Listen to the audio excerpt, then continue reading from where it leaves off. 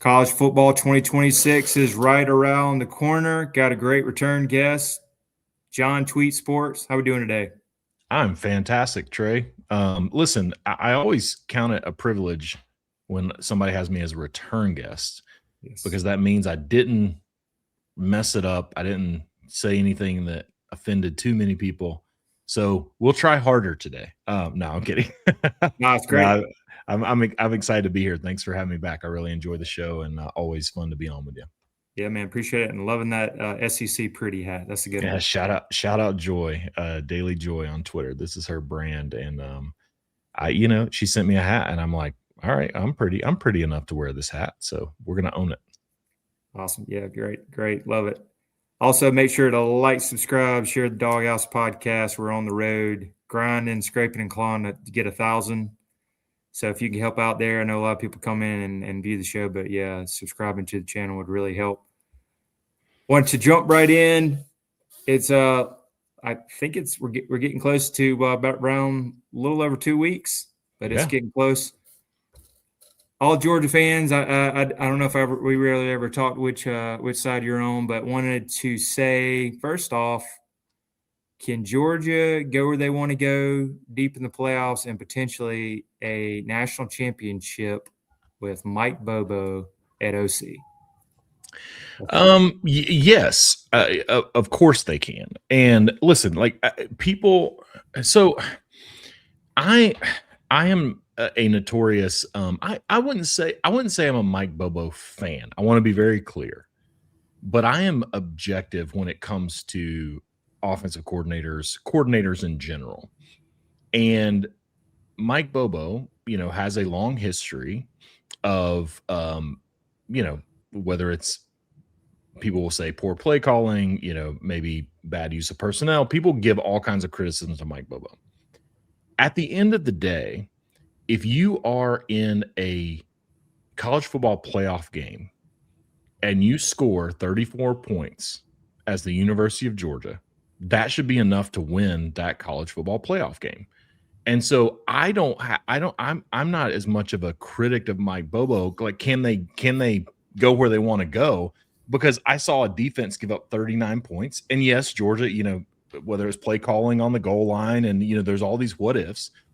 But I saw 3 times in a fourth quarter where a Georgia defense needed to make a stop and they didn't make a stop. And so much of that was young guys in the secondary. It was young, linebackers. There was a lot of reasons why that happened. But for Georgia to put up 34 points, missing arguably, in my opinion, the key to the offensive line last year in Drew Bobo at center in a playoff game. I mean, I don't know how much more you could get out of a team that was 65% underclassmen and missing the leader of their offensive line, and they still go out there and put up 34 points on Ole Miss, and you give up 39, right? So all that being said, I think this is a prove it year for Mike Bobo. I think Mike Bobo it will have the talent for sure. And I think last year you could argue, like, did Georgia have – I would say the last 2 years has Georgia had the talent, right? I mean, it's – people want to make comparisons to Todd Monken. And Todd Monken had Darnell Washington, who was an extra tackle that he could bring in if the run game wasn't working. He had Brock Bowers, arguably the best tight end in college football history. He had Stetson Bennett, who was a guy who grew up a ton. And in 2022, when that offense was cooking, because 2021 that offense wasn't really cooking. If you watch that, especially that 2021 national championship game, right? Like, it's like Georgia was down 18-13 late in that game. That offense wasn't out there cooking. So I think, people revisionist history because there are 2 trophies in the case when Todd Monken was here. Yeah. But if you had Ladd McConkey and you had Brock Bowers and you had Darnell Washington and you had Kenny McIntosh catching the ball for 500 yards out of the backfield and you had that offensive line that included guys like Broderick Jones and, Amarius Mims, and it's like, come on, man. And so in 2023, when Mike Bobo did have Brock Bowers and Ladd McConkey, the SEC championship game, those guys were hurt. Brock Bowers missed 4 games. So it's a long-winded way to say, yes, Mike Bobo can take Georgia there, but this is a prove it year because I do think that this will be Mike Bobo's best collection of offensive talent from top to bottom since probably like if 2023, if that team is healthy, then that's probably it, because you do have Brock Bowers and you do have Lab McConkey and you do have a Carson Beck who was a serviceable quarterback at Georgia.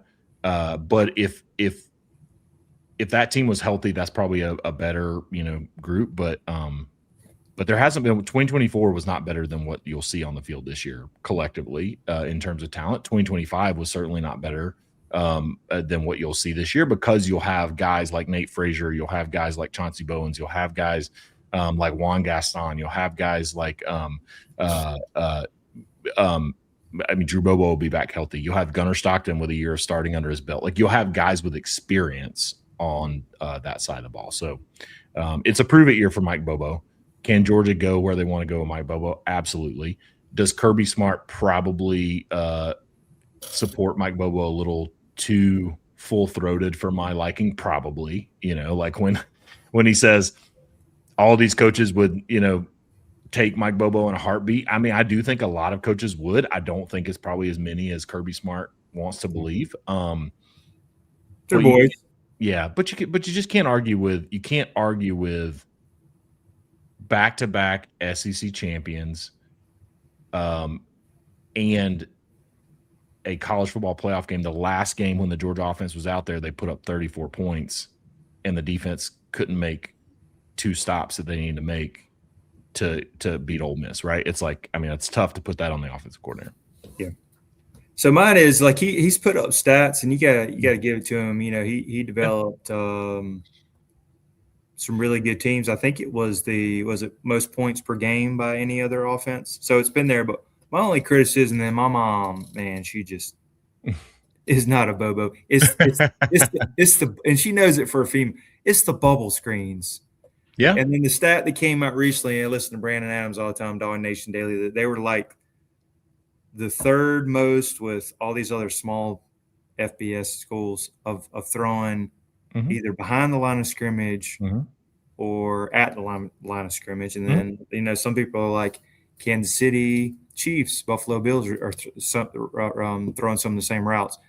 And then I also look at it as if you didn't have Zachariah Branch, who's a great talent, and you're throwing all these screen passes, bubble screens, like where would they be?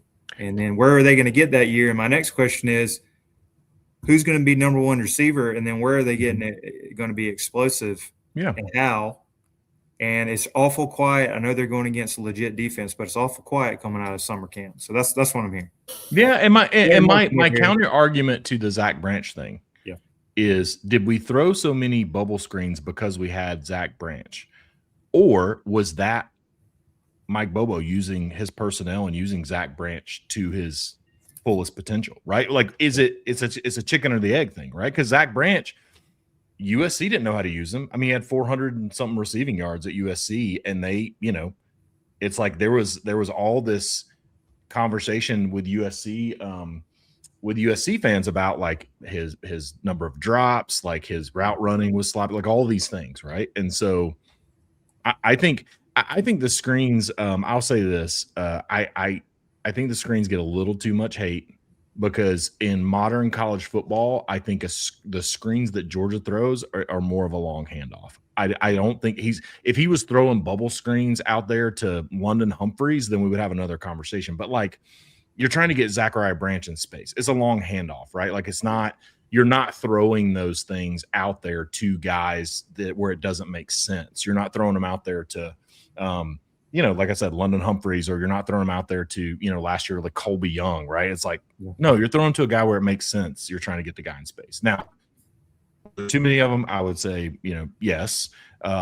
But also, I don't know, man. I think it's a personnel thing. I think you try to find, you look at your personnel, who are some of your best playmakers, and how do you get them the ball? If Zachariah Branch, if it was an issue with route running, for example, or he's an undersized guy and you have these 6'2", DBs in the SEC, well, how do you get him the ball? Like, because he's a playmaker, you want to get him the ball. So you throw screens.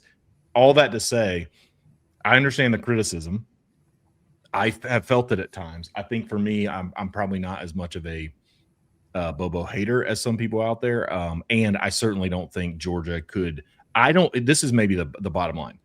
I don't think Georgia could go out this year with this collection of talent that they have, this team, and hire a new offensive coordinator and it be a massive upgrade. I don't know who you would hire with the collection of personnel, and that's because that's how Kirby Smart builds teams, right? So if Kirby Smart is building the team with the personnel the way he builds it, and a tight end room that's stacked and all these things, like I don't know who would use that personnel better than Mike Bobo. Now, maybe people are more creative, but I don't know who would use it better. All right, fair enough. Yeah. And then looking at the skill players and the wide receivers, who do you think is going to be the number one if we do have a number one, or it might be later in the year with our favorable schedule? And who do you think is going to maybe do the alpha dog or the go-to? Hey, it's 3rd and 7, and you need to go get a touchdown or set up for a field goal. Who you're going to throw it to? Yeah, I hope the tight ends a lot more than we have the last couple of years. Yeah. Would be, but if you're asking me like wide receivers, I don't know. I think Isaiah Canyon has to be that guy. Like if you look at his size, you look at his frame, you look at his speed, you look at I think getting a guy out of the transfer portal that is built that way, that is as athletic as he is.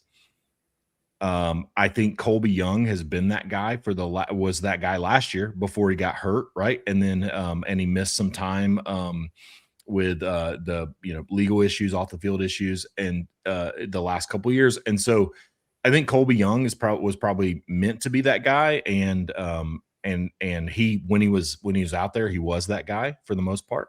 And then it didn't, he wasn't out there enough. But I would say Isaiah Canyon needs to be that guy.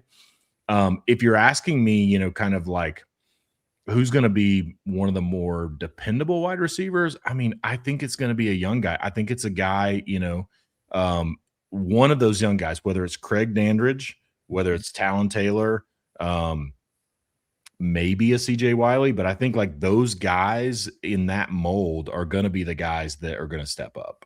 They're going to have to.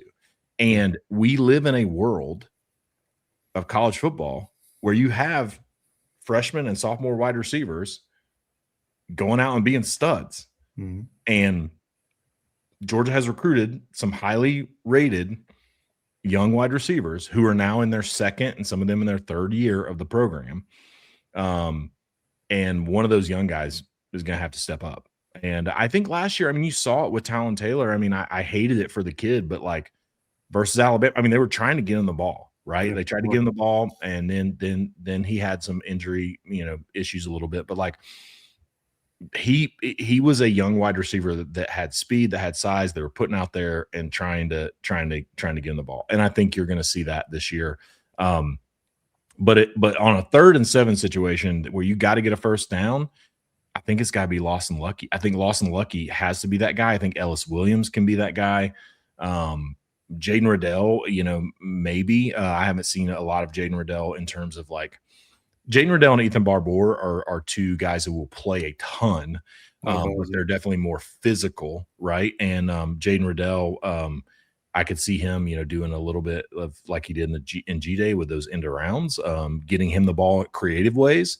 Yeah. But if you're looking for 3rd and 7 and somebody's just got to go run a route and get a first down, I think it's got to be Lawson Lucky. I think it's got to be Ellis Williams, or if you're a wide receiver, Isaiah Canyon. Those would be the 3 that I'd look for. London Humphreys is kind of in that mix, but I just think those 3 guys have the size, the speed, the physicality, and the ability to, make contested catches, to do all the things that that London Humphreys has speed and the guy can catch. But I think he's more of a burner than like a 3rd and 7. We got to get a first down kind of receiver. Yeah. And I also think with our O-line should be better. If they're healthy. And I believe if you can run the ball, opens up a lot of things. God, say it again louder for the people in the back. Yeah. Like, it's like, man, why does Georgia want to run the ball? Because running the ball opens up everything else. It does. That's why. Why does Georgia run the ball? Why is Kirby so stubborn about running the ball? Because if you can't run the ball when you have to run it, if you can't run the ball when you have to run it, Yep. you become so dependent on those skill players. And I think Georgia needs to depend on them more. I think we need to see a leap and see an elite receiver, just to prove that it can happen at Georgia, for recruiting purposes and all those things. But I think it's a lot easier for that stuff to happen if you can run the ball. Oh yeah, sure.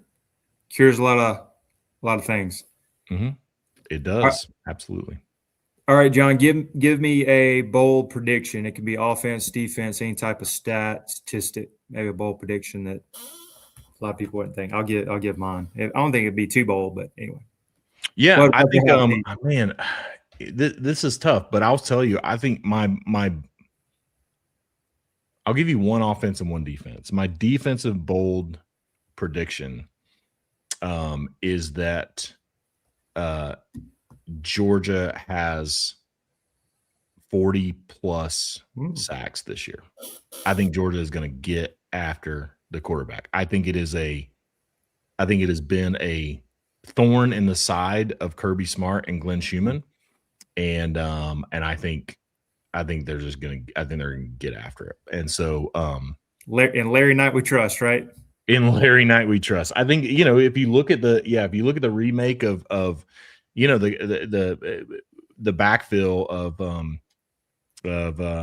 of Coach Uzo with Larry Knight, and you look at just the makeup of like this team, right?